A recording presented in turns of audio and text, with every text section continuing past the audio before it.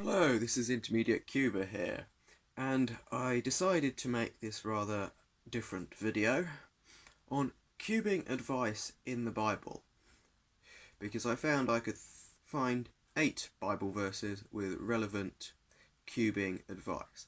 So firstly, we have Luke 11:28, in which it's suggesting that those who hear what people say, those who hear the advice and obey it, are blessed. So, those who listen to tutorials, hear people's advice, and use it in their solves will get faster, will be better off. Okay. Which is quite relevant because a lot of people listen to all these tutorials and all these videos and then don't do anything about them. And it's not really a good idea, is it?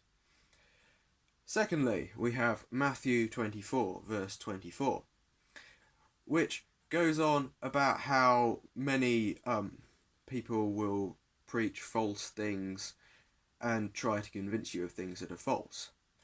Now, for most speed cubers, this shouldn't be a problem, but for some newer cubers, it may well be. There's a lot of false information on YouTube, on the internet about cubing, and if you're not careful, it can be detrimental, so be careful.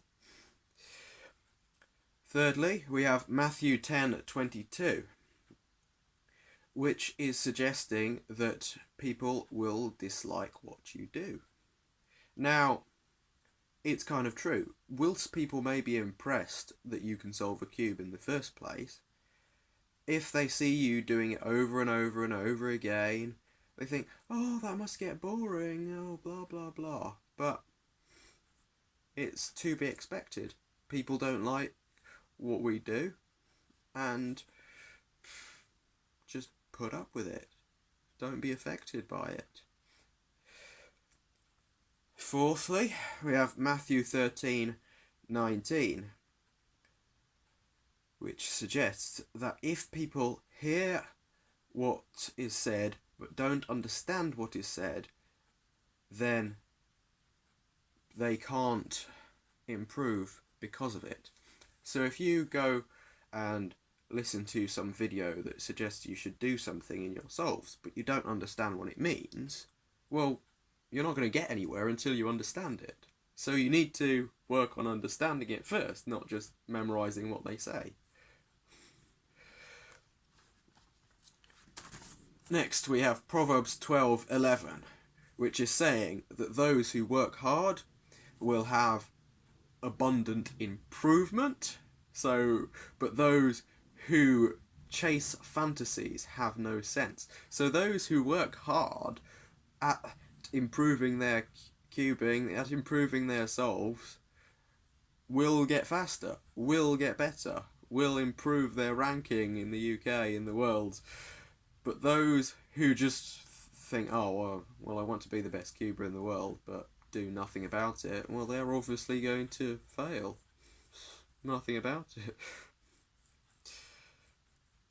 Proverbs 12:15, which is saying that people who are foolish, what they do seems right to them and they don't really care, but the wise listen to advice.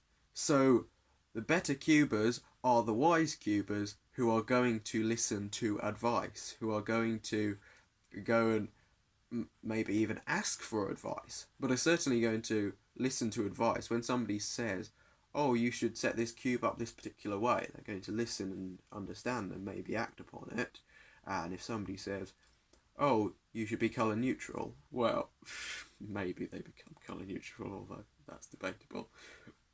But if they show you a more efficient way to do something, well, you might as well do it. You might as well listen. If you have any questions, ask about it.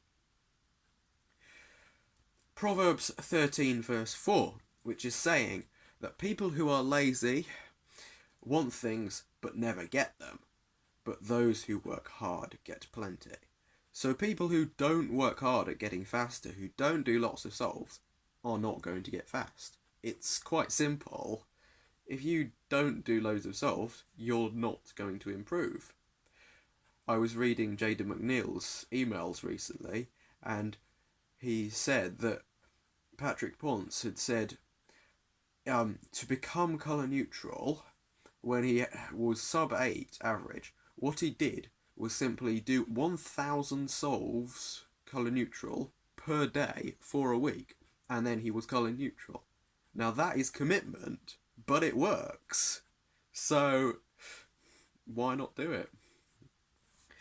And lastly, we have Luke 6:31, which is saying the famous "do to others as you would have them do to you."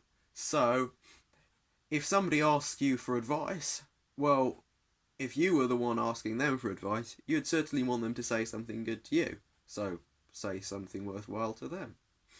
It's simple. Now, I may never have fully obeyed all this, and I hope that I will obey this and it's worthwhile advice. But most importantly, the Bible is true, and in the description I'll have links as to why it's true and all the evidence pointing to that fact that it's true. Thanks for watching. Please like, comment, share and subscribe.